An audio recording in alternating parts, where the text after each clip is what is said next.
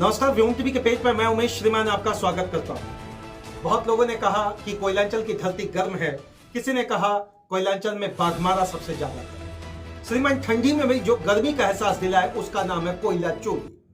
ठंडी में भी जो आपको गर्म करवा दे उसका नाम है कोयला चोरी।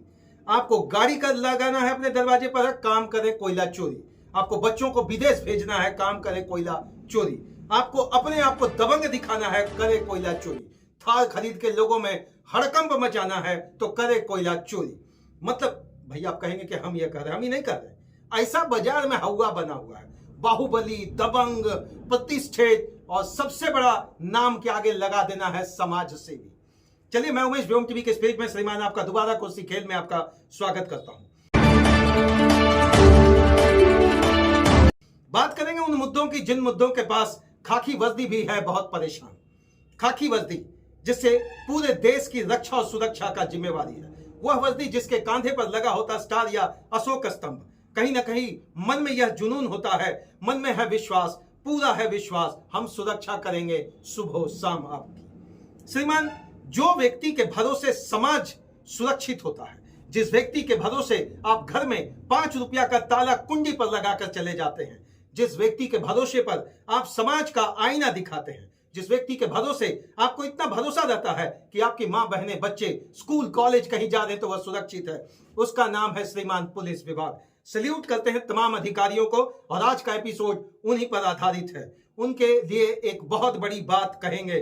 श्रीमान, यदि आप नहीं तो समाज नहीं, यदि आप नहीं तो समाज का प्रतिबिंब नहीं, यदि आप नहीं तो वास्तविकता के आधार से हम बहुत दूर हैं, और यदि आप नहीं तो हम सुरक्षित नहीं। अभी एक वाकया घटा बाघमारा के अंतर्गत, दिल दहला देने वाला। सबसे बड़ी बात, आम आदमी का दिल क्यों दहला यह समझिएगा। पुलिस प्रशासन पर कुछ लोगों ने किया हमला। ये हैं कौन, कहां से आते हैं, क्या सोचते हैं, इतनी हिमाकत करते कैसे हैं? इतनी हिमाकत करने के पीछे मैं स्पष्ट कहूंगा, वो जो पैसा गिनने वाला ताकत है ना श्रीमान, 500, 1000, 2000, अब पता नहीं 2000 वाला बंद हो गया है, हम लोग तो कभी कभी देख लिया करते थे।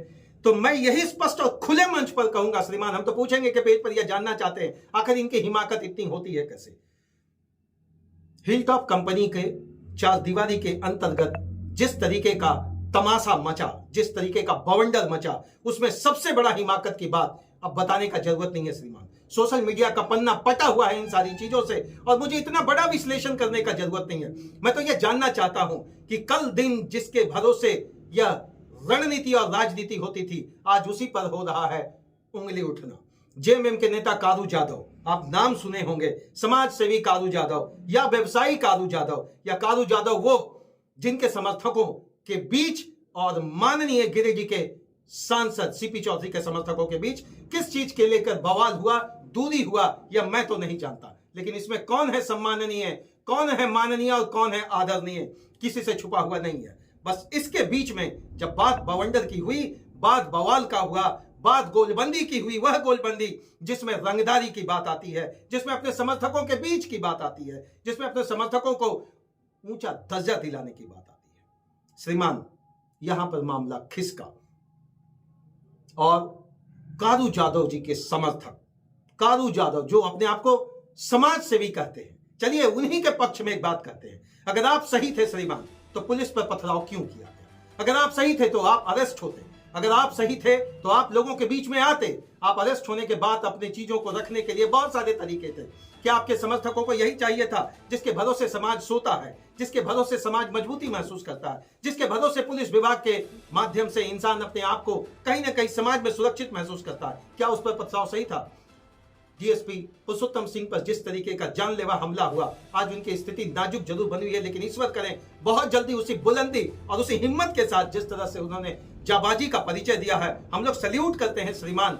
और रोंगटे खड़े करने वाली इस वारदात में भी बिल्कुल आंख से आंख मिलाकर आपने जो काम किया है, उसके लिए समाज सदैव आपको याद करेगा। आप आज स्वस्थ होकर जितना बेहतर इस बाघमारा के अंतर्गत एक नकेल कसने का काम करेंगे, बिल्कुल हम लोग सुख सक्षमता के साथ ईश्वर से दुआ करेंगे। अब बात आकर फंसता है कि आखिर इतनी हिमाकत क्यों?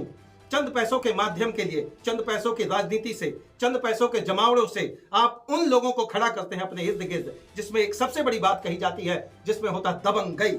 अगर आप किसी पार्टी के झंडे को लेकर आप सोचते हैं कि कुछ भी कर लेंगे, तो भारतीय संविधान का वह पन्ना आप जरूर याद कर ले श्रीमान, जहां केवल नीति निर्देशक तत्व ही नहीं है बल्कि धाराएं भी हैं। धारा और उपधाराओं के उस बंधन से श्रीमान आप जितना भी रिश्ता जोड़ ले, किसी भी अधिकारी और आला अधिकारी से बचने नहीं जा रहे। माननीय आईजी साहब, माननीय डीआईजी साहब, माननीय एसएसपी साहब, इस बार आपसे एक अनुरोध, क्या कोयलांचल शांत रहेगा या नहीं? क्या कोयलांचल रंगदारी का भेद चलेगा? क्या कोयलांचल उन सारी चीजों को समझ पाएगा जिस पर पुलिस विभाग पर जो जिम्मेवारी होती है सुरक्षा की बात? मैं आपसे आज ये जानना चाहता हूं, इस बार पुलिस पर जिस तरीके से हमला हुआ, अगर एक आम आदमी पर हमला होता तो क्या इतना पुलिस विभाग रेस होता? अगर उस पर भी इतना रेस होता तो मैं और भी चरितार्थ और कृतार्थ तरीके से आपकी बात को रखूंगा। माननीय पुरुषोत्तम सिंह जी नहीं केवल नहीं बल्कि समाज के सारे लोग आज इसका विरोध कर रहे हैं। कोयलांचल के अंतर्गत एक सभ्य समाज कभी भी चोरी को बर्दाश्त नहीं करता। आप कितना भी सीना चोरी कर लें श्रीमान, चोरी तो चोरी है, चाहे वो हीरा की चोरी हो या खीरा की चोरी। अब क्या कुछ हुआ और कितना कुछ रंग लाएगा इसमें, थोड़ा सब्र रखें। इतना तो तय है कि किसी सांसद के दफ्तर को जलाना और किसी राजनीतिक पार्टी के साथ उलझना यह आए दिन वर्चस्व की राजनीति का एक हिस्सा है। मैं आम आदमी के रूप में, एक पत्रकार नहीं, एक जर्नलिस्ट के रूप में नहीं, मैं एक आम आदमी के रूप से मैं चंद सवाल ही आपसे पूछना चाहता हूं। हम तो पूछेंगे श्रीमान, इतना हिम्मत कौन देता है?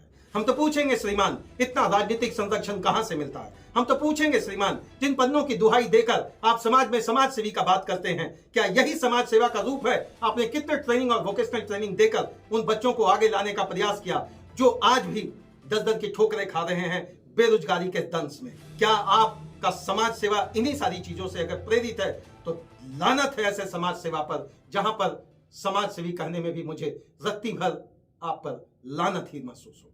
धन्यवाद श्रीमान। जो आज झारखंड बस एक ही चीज है, जिस तरह जयराम महतो ने इस बात मुखरता से बात रखा है, जिस बार शत्रुघ्न महतो जी ने भी इस बार मुखरता से बात रखा है कि अगर बाघमारा के अंतर्गत कोई इस तरह का हिमाकत करता है तो अब पुलिस विभाग का बात है, अब आईजी साहब का बात है, अब डीआईजी साहब का बात है, अब एसएसपी साहब का बात है, अब एसपी साहब का बात है और अब डीएसपी साहब का बात के साथ जितने तमाम पुलिस अधिकारी हैं जो एक वर्दीधारी हैं, अब उन पर अगर कोई हिमाकत करता है तो अगला हिमाकत आम आदमी पर कितना आसानी से कहेगा। जय हिंद श्रीमान। ज्वार झारखंड आवाज बुलंदी के साथ बना रहेगा, क्योंकि यह केवल एक आवाज नहीं बल्कि आम जनता के बीच में एक सभ्य समाज की स्थापना का परिकल्पना है। जय हिंद।